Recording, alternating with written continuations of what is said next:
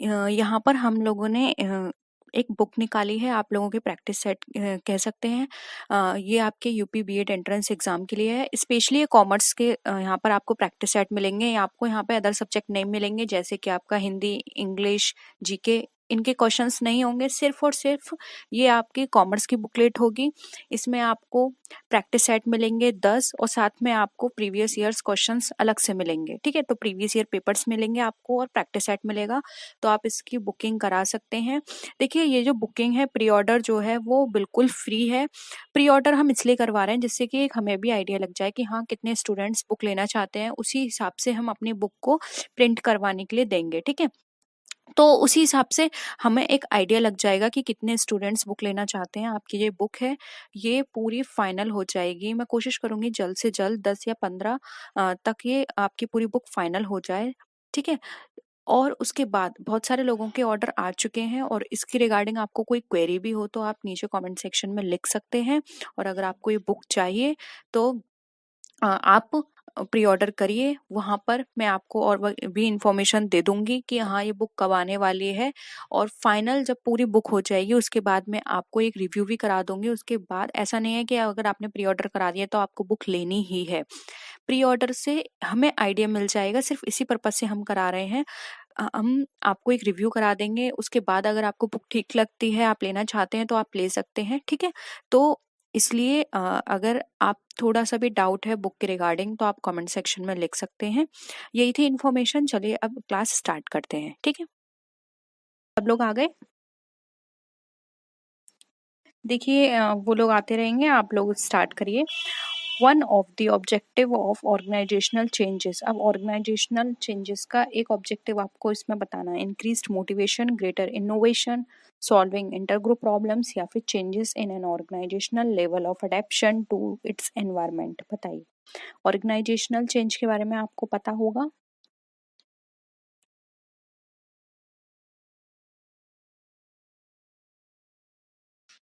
Answer करिए जल्दी फटाफट।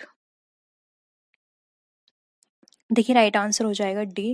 ऑर्गेनाइजेशनल चेंज में हम सबसे इसका मेन ऑब्जेक्टिव बात करें तो वो होगा कि जो भी चेंजेस हो रहे हैं ऑर्गेनाइजेशन के अंदर, सॉरी, ऑर्गेनाइजेशन के एनवायरनमेंट में चेंज करना। ठीक है, जिससे कि हमारे ऑर्गेनाइजेशन में, जिससे कि हम अडेप्ट कर पाएँ, या फिर हमारी जो काम करने का तरीका है या जो हमारे जो रिसोर्सेज हैं, एफिशिएंसी है, वो और इम्प्रूव हो पाए, रिसोर्सेज का अच्छा यूटिलाइजेशन हो पाए। ठीक है, वैसे increase motivation side by side ये भी हो सकता है, ग्रेटर इनोवेशन भी हो सकता है, एंड सॉल्विंग इंटरग्रुप प्रॉब्लम्स भी हो सकता है। ठीक है, वैसे तो इनका क्वेश्चन थोड़ा सा अटपटा है, क्योंकि देखिए यहाँ पर सारे ही ऑप्शंस करेक्ट लगते हैं, और यहाँ पर मेन भी नहीं लिखा है कि मेन ऑब्जेक्टिव क्या होगा। क्योंकि देखिए, जब हम कंपनी के अंदर कोई भी चेंजेस करेंगे, देखिए सबसे पहले मीनिंग समझ लीजिए। ऑर्गेनाइजेशनल चेंजेस का मतलब ये होता है कि ऑर्गेनाइजेशन में कुछ इस तरह से चेंज करना, फिर वो टेक्नोलॉजी के बेसिस पर हो,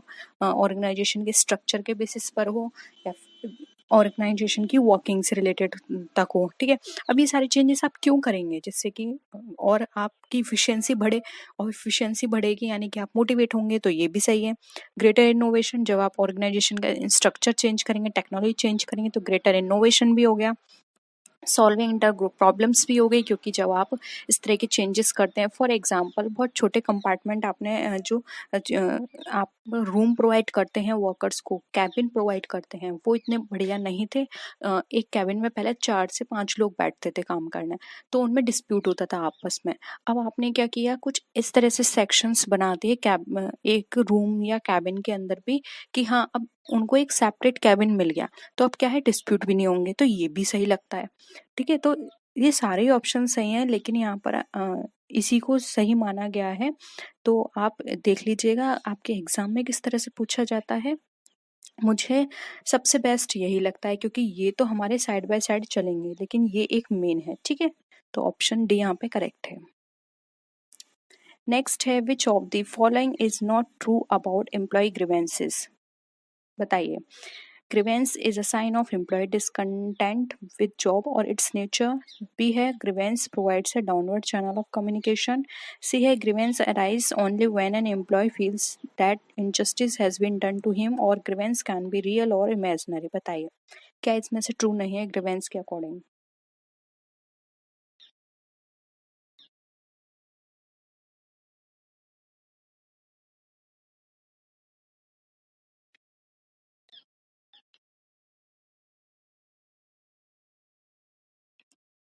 देखिए, हमें यहाँ पर 1 सही लगता है, सी सही लगता है एंड डी सही लगता है, लेकिन ये यहाँ पर ये हमारा सही नहीं है, इसलिए आंसर बी हो जाएगा। क्योंकि देखिए यहाँ पर ग्रीवेंस सिर्फ एक ऐसा मीडियम नहीं है कि आप कम्युनिकेशन के लिए ग्रीवेंस बना दो, ऐसा कुछ भी नहीं है।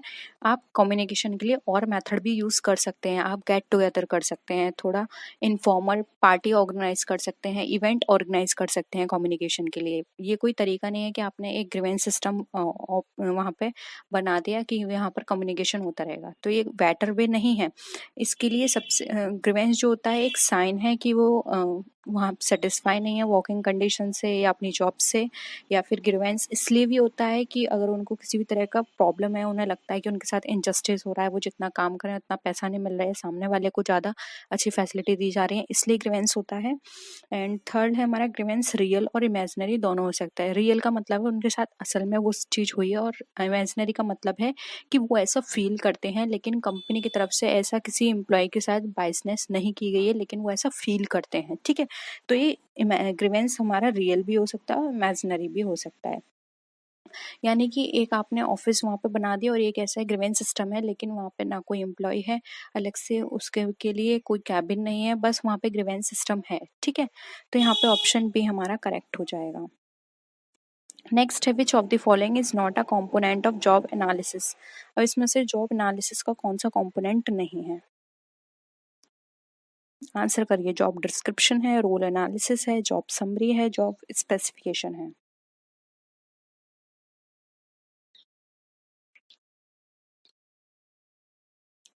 देखिए यहाँ पर बात करें तो राइट आंसर हो जाएगा सी, जॉब समरी। जॉब समरी हमारे जॉब डिस्क्रिप्शन के पार्ट में कंसीडर की जाएगी, जॉब एनालिसिस में नहीं, इसलिए ऑप्शन सी करेक्ट हो जाएगा। नेक्स्ट है under the cooperative bank structure the apex body is. देखिए एपेक्स बॉडी अगर यहाँ पर पूछी गई है तो वैसे यहाँ पर अगर हम बात करें तो इनमें से कोई नहीं होगी, लेकिन हमें ऑप्शंस के अकॉर्डिंग बताना है, तो आप ऑप्शंस के अकॉर्डिंग बताइएगा। वैसे तो आप जानते हैं एपेक्स बॉडी क्या है इसकी, इसको आरबीआई रेगुलेट करता है कोऑपरेटिव बैंक स्ट्रक्चर को। एपेक्स बॉडी की बात करें तो वो हो जाएगी हमारी state cooperative bank state level पर, ठीक है। नेशनल कोऑपरेटिव बैंक नहीं होगा, ठीक है। नेक्स्ट है what is SLR ratio of a bank. SLR ratio bank का क्या होता है? Ratio of total deposit against total investment. B option है हमारा amount deposited by the bank with the central bank in the form of cash, gold and securities. C है हमारा amount that commercial banks are required to maintain before providing credit to customers. And D option है amount that commercial banks deposit with the foreign banks. बताइए क्या लगता है इसमें से आपको रेशियो एसएलआर रेशियो है?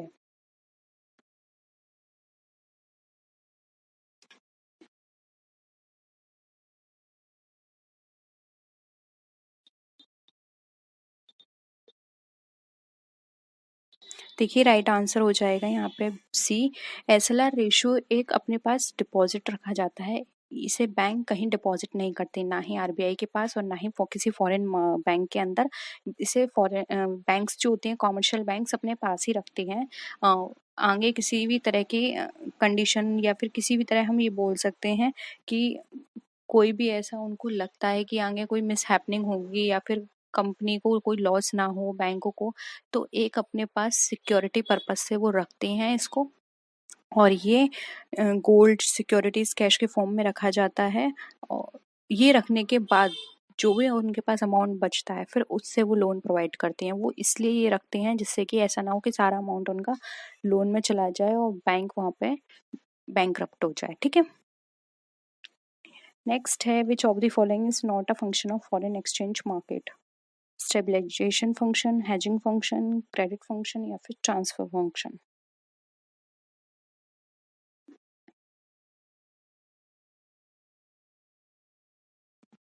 देखिए इसका राइट आंसर हो जाएगा ये स्टेबलाइजेशन फंक्शन, ठीक है। नेक्स्ट है in which of the following cases income of previous year is assessable in the previous year itself.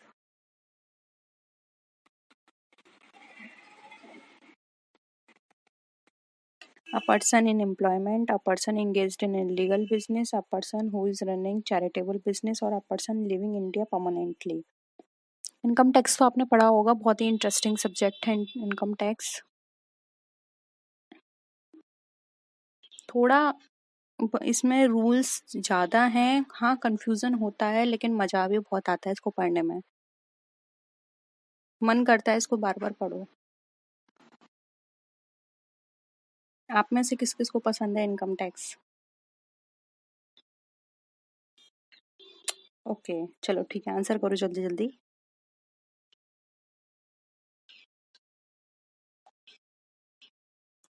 देखिए राइट आंसर हो जाएगा यहाँ पे डी। जब कोई पर्सन हमें लगे कि वो इंडिया परमानेंटली छोड़कर जा रहा है तो उसकी जो इनकम है प्रीवियस ईयर में ही असेस की जाती है, क्योंकि वो जो जिस साल उसकी असेस की जाएगी उस साल वो इंडिया में नहीं रहेगा। ठीक है, कुछ और कंडीशंस भी हैं उनको नोट कर लीजिए। देखिए अगर कोई बिजनेस क्लोज हो रहा है प्रीवियस ईयर में या फिर वो आगे कंटिन्यू नहीं कर पाएगा तो ऐसी कंडीशन में भी उसकी जो इनकम है वो उसी प्रीवियस ईयर में असेस की जाती है।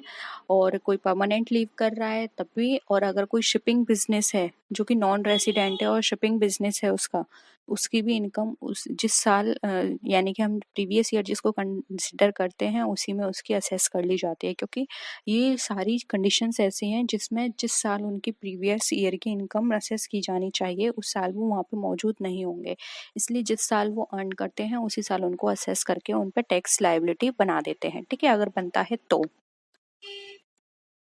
नेक्स्ट है long term capital loss can be set of from which of the following?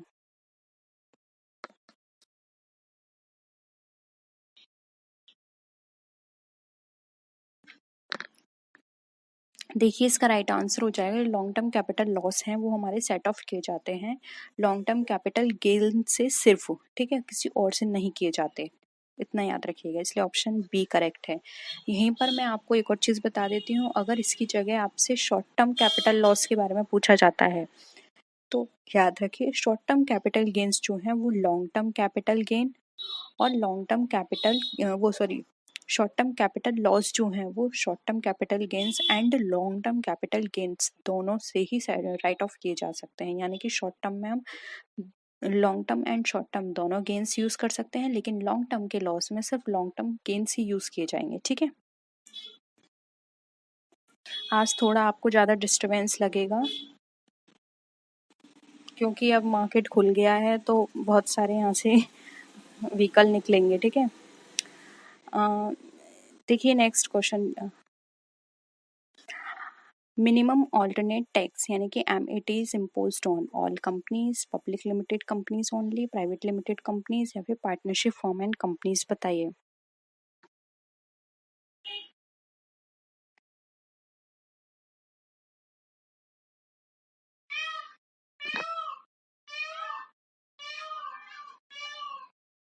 In low peacock का शोर भी आ गया।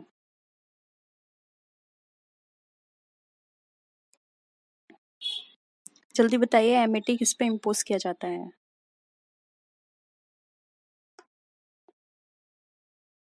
देखिए यहाँ पर राइट आंसर हो जाएगा ए, जो MAT है वो हमारा ऑल कंपनीज पर इम्पोज किया जाता है। अब इस ऑल कंपनीज के अंदर फॉरेन कंपनीज को भी इंक्लूड किया जाता है। ठीक है, तो अगर मिनिमम टैक्स में कभी आपके ऑप्शन में ये हो कि ऑल कंपनीज, ठीक है, फर्स्ट ऑप्शन ये है, सेकंड हो all companies with foreign companies, third हो पब्लिक कंपनी एंड फोर्थ हो प्राइवेट कंपनी, तो आपको ऑप्शन सेकंड पे टिक करना है जिसमें होगा all companies with foreign companies. ठीक है, नेक्स्ट है, which one is not the main objective of fiscal policy in India? To increase liquidity in the economy, to promote price stability, to minimize the inequalities of income and wealth, and fourth है to promote employment opportunity.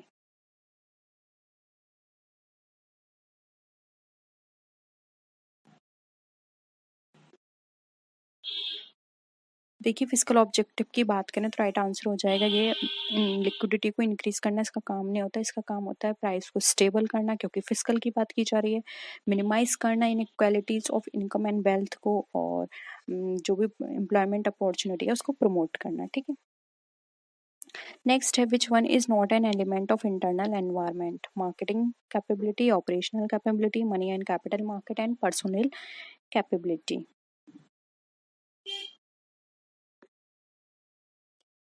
देखिए, internal environment की बात करिए तो internal environment में हमारी company आती है, हमारे ऑपरेशनल एक्टिविटी आती है, हमारी पर्सनल एक्टिविटी आती है, क्योंकि स्टाफिंग से रिलेटेड है, ठीक है। हमारी क्या कंसिडर नहीं की जाएगी? मनी एंड कैपिटल मार्केट, क्योंकि एक्सटर्नल एनवायरनमेंट से रिलेटेड है, इसलिए ऑप्शन सी यहाँ पे हमारा करेक्ट है। नेक्स्ट है which of the following concept is used as fund in the preparation of fund flow statement? बताइए, फंड फ्लो स्टेटमेंट में आप क्या यूज करते हैं? Current assets, working capital, cash and all financial resources.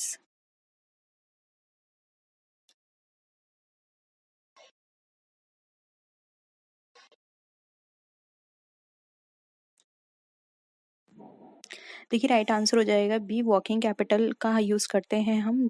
Working capital को लेकर हम यहाँ पर जो हमारी बैलेंस शीट्स हैं उनको कंपेयर की करते हैं, ठीक है।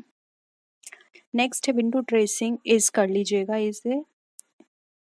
Is prohibited due to conservative convention, conservation of disclosure, convention of materiality, या फिर arrear of book account. Window dressing तो आप समझते होंगे, आप लोग इतनी सारी ऑनलाइन शॉपिंग करते हैं, आज के टाइम में तो ऑनलाइन ही शॉपिंग हो रही है, क्योंकि सब मार्केट बंद बंद थे। कल तो किसी का केक भी आया था शायद, तो ऑनलाइन ऑर्डर किया था आपने, तो विंडो ड्रेसिंग आप समझते होंगे।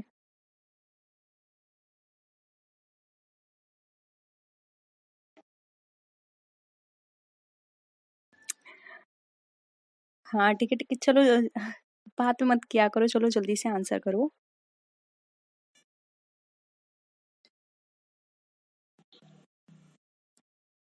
देखिए, राइट आंसर हो जाएगा बी, विंडो ड्रेसिंग प्रोहिबिट हो गई है। किस वजह से? कन्वेंशन ऑफ डिस्क्लोजर से, क्योंकि कन्वेंशन ऑफ डिस्क्लोजर में बताता है कि जो भी फैक्ट्स हैं आपके प्रोडक्ट या सर्विस से रिगार्डिंग, उसको आपको डिस्क्लोज करना है। जबकि विंडो ड्रेसिंग का मेन पर्पस यही होता है कि जो भी लूप होल्स हैं आपके प्रोडक्ट में, जो भी ऐसे कंटेंट उसमें यूज़ किया है या इंग्रेडिएंट यूज़ किया है, उसको आपको हाइड करना है, जिससे कि आपकी सेल पर इफेक्ट ना पड़े। तो अपनी सेल को प्रमोट करने के लिए यहाँ पर आपको अपना प्रोडक्ट या सर्विस पॉजिटिव वे में शो किया जाता है, जबकि उसमें इतना बेटर वो नहीं होता है हेल्थ के लिए, या फिर वो दिखने में इतना अच्छा नहीं होता, लेकिन विंडो ट्रेसिंग करके आपको बहुत अच्छे से उसको दिखाया जाता है, ठीक है। तो कन्वेंशन ऑफ डिस्क्लोजर ये बिल्कुल गलत बताता है, उसके अकॉर्डिंग ये है कि जैसी चीज़ है उसको वैसा ही डिस्क्लोज करना है आपको, इसलिए ये इस कन्वेंशन के अकॉर्डिंग विंडो ड्रेसिंग जो है वो प्रोहिबिटेड है, ठीक है। लेकिन फिर भी बहुत होती है विंडो ड्रेसिंग। आप ऑनलाइन कोई प्रोडक्ट मंगा लें, ऑनलाइन वो बहुत अच्छा दिखाई देता है, और जब वो आपके पास आता है तो प्रोडक्ट बिल्कुल अलग होता है। हालांकि ऑनलाइन कंपनियां इस चीज़ को या फिर इस मेंटेलिटी को सुधारने की कोशिश कर रही हैं। आजकल कुछ प्रोडक्ट ऐसे भी होते हैं जो दिखने में इतने अच्छे नहीं लगते हमें स्क्रीन पर, लेकिन रियल में बहुत अच्छे होते हैं, तो दोनों ही चीज़ें हैं, ठीक है। नेक्स्ट है, a commodity used for multiple purposes then the demand for it is known as joint demand, composite demand, direct demand, या फिर ऑटोनोमस डिमांड। जल्दी करते हैं, आज टाइम काफी हो गया, बाद में कम करेंगे अब हम, ठीक है।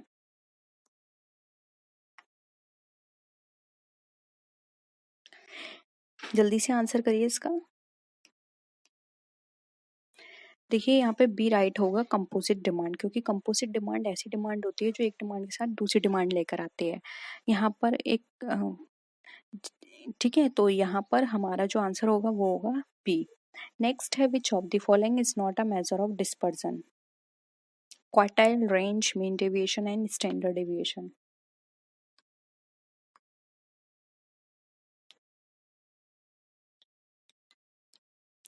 देखो, जो हम डिस्पर्जन को मेजर की बात करते हैं तो हम उसको रेंज से मेजर कर सकते हैं, डेविएशन से कर सकते हैं, और वो डेविएशन भी हमारा मीन हो सकता है या स्टैंडर्ड हो सकता है, लेकिन हम क्वार्टाइल से नहीं कर सकते, इसलिए ऑप्शन ए यहाँ पे हमारा करेक्ट है।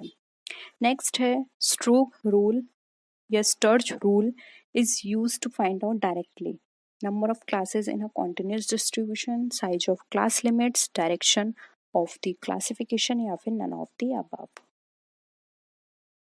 आंसर करिए जल्दी से।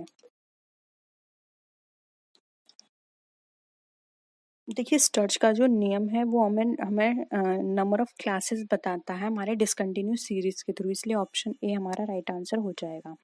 नेक्स्ट है appointment of independent directors is a part of corporate governance as per दी।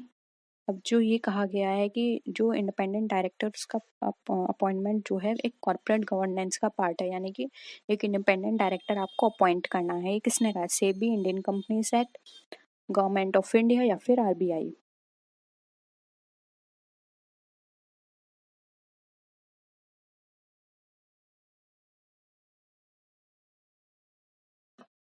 देखिए राइट आंसर हो जाएगा सेबी, क्योंकि सेबी इन्वेस्टर के इंटरेस्ट को प्रोटेक्ट करने का काम करती है, इसलिए इसने इस तरह के रूल बनाए हैं। ठीक है।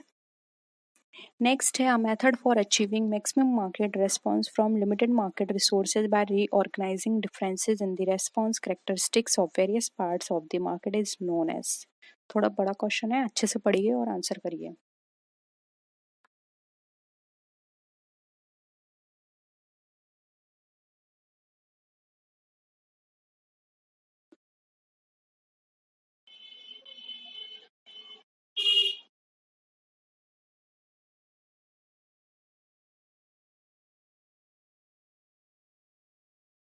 आंसर करिए जल्दी। देखिए राइट आंसर हो जाएगा सी, मार्केट सेगमेंटेशन। ठीक है। नेक्स्ट है who plays their significant role in distribution of goods when they do not sell to ultimate users to consumers. Retailer, wholesaler, mediator या फिर कमीशन एजेंट।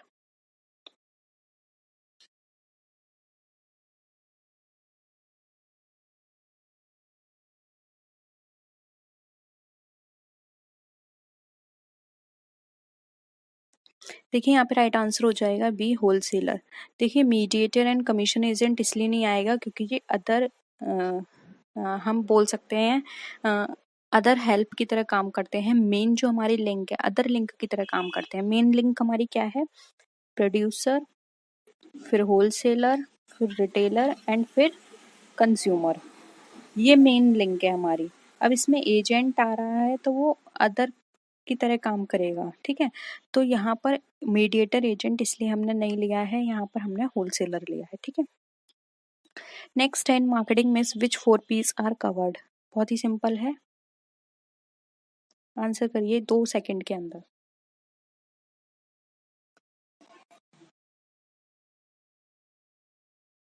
राइट आंसर हो जाएगा ये, product, price, place and promotion. ठीक है। 4 P's कहलाते हैं ये हमारे।